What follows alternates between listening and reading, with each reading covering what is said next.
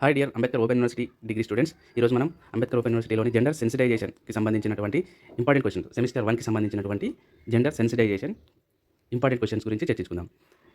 ఇందులో దాదాపు ఇవి రావడం జరుగుతుంది. జెండర్ మూస పాత్రలు, స్త్రీలు ఎదుర్కొనే 3 రకాల ఆధిపత్య ధోరణులు, పరువు హత్యలు, టువర్డ్స్ ఈక్విటీ సమానత్వం వైపు రిపోర్టు. తర్వాత వచ్చేసి జెండర్ పనిలోని రాజకీయాలను విశ్లేషిస్తూ వ్యాసం రాయండి.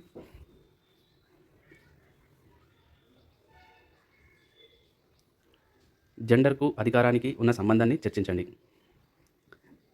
గృహహింసకు దారితీసే కారణాలను వివరిస్తూ గృహహింస చట్టంలో పొందుపరిచిన అంశాలను చర్చించండి.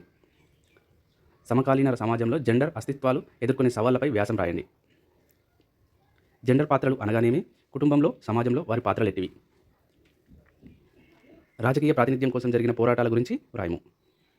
విశ్వవ్యాప్త మానవ హక్కుల సంస్థకు సమానత్వం గురించి ఏమని చెప్పింది, భారతదేశంలో మానవ హక్కులు ఒక పరిశీలన.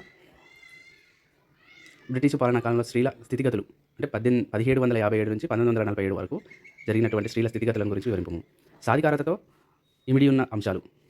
పడుపులేక వేశ్య వృత్తి అనగానేమి, ఆ వృత్తికి దోహదం చేసే కారణాలను వివరించి తత్ఫలితాలను పేర్కొనము. జాతీయ మానవ హక్కుల కమిషన్ నిర్మాణం, విధులు, వాటి గురించి.